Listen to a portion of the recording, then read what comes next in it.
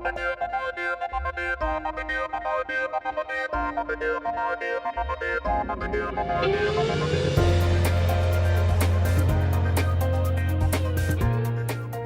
been having that exact discussion quite a lot in the last couple of weeks with journos in particular around the gap, and we spoke about it this morning even, David, about how the traditional comms model is so inherent in politics because the risk of not controlling the message is so dramatically high.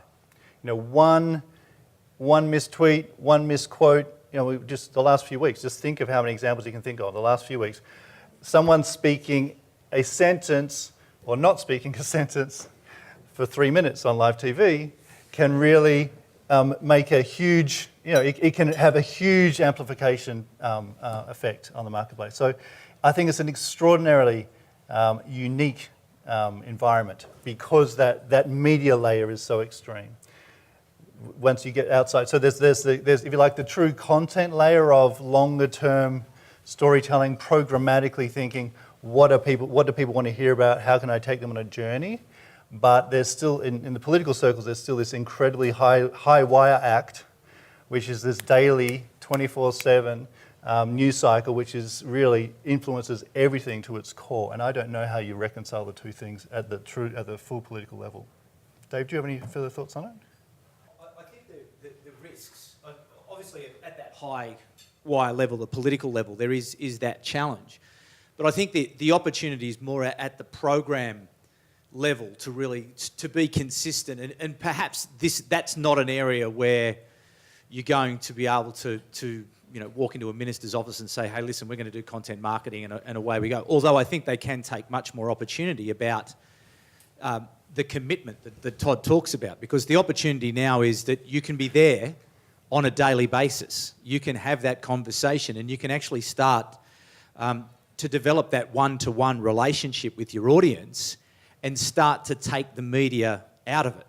And really at the pantomime that is now federal politics, as Mark Latham described it the other day, Clive Palmer sitting on a whoopee cushion every day. It's really, it's disturbing. But for government communicators, for people who are looking at, the issues of literacy, the issues of health, the issues, the real issues that are about strengthening our communities, strengthening the economy, the other things that can be done, this is where content marketing can play a role. And I think it's away from the circus, and it's much more in that delivery piece. And it's really about starting to think about that big transition that we've got. And that is a reality now, that as we know. Everyone sitting here now knows that we don't operate in the world that we once did. But there is still large amounts of money, federal government money, state government, territory government money allocated for advertising. So there are very large buckets of money that are sitting there ready for government programs to rent the audience of Mr. Murdoch or Channel 9, Channel 7, whoever, if that's what we choose to do. I think that's where the opportunity is to start to reframe some of that spend.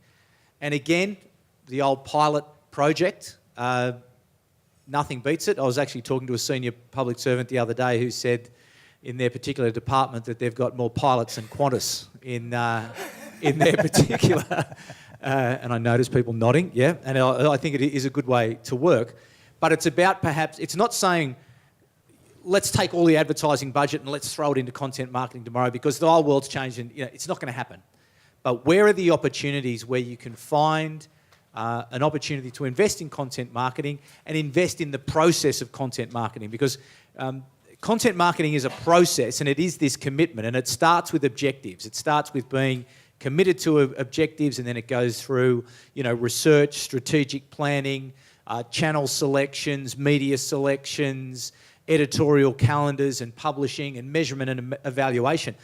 My view is that content marketing is actually made for government. Absolutely convinced that this is the way we need to do it. Now, there's a big transition that now needs to take place because we are set up in that risk-averse PR skills, looking up to the minister's office, is the phone going to ring and they're going to make me do something idiotic today, that I'm going to do all this work and then nothing's going to happen with it.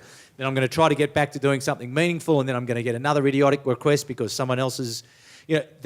that's the reality for a lot of people working in government communications. But it's trying to find the space and the opportunity, trying to find that investment, and then really starting to run through the process and run through the process to the measurement and evaluation point, because you want to get those numbers. This is a thing that comms has never had. Comms has never had numbers to sit at the table. Well, what content marketing programs can give us now, communicators, is genuine sets of numbers that you can sit there and say, oh, you know, CFO, you've got your numbers, but I've now got my numbers. I used to have advertising equivalent. Now, they were never numbers. That was rubbish, and that's why you never got a seat at the table. But now you've got good numbers through particularly your digital measurement around what you're doing. So there's a lot to look forward to. There's a lot to do. But again, I think it's really at that program area. And as Todd said, I think it's, you know, chipping away, finding the area and being able to demonstrate through numbers, so you can walk the numbers upstairs and say, here you go, guys. We invested this amount of money. Here's the impact that we've had. And based on what we're seeing so far, these are the changes to the program that we're going to make, and we're going to go again. And it is going to require a different skill set. We're already seeing in our organisation. My expectation now is that the guys who work for me are going to be able to shoot video.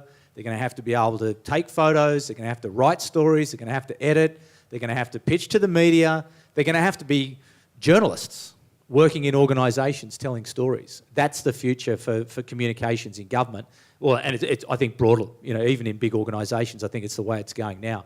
Brand journalism is a, you know, very big and emerging part of the organisation.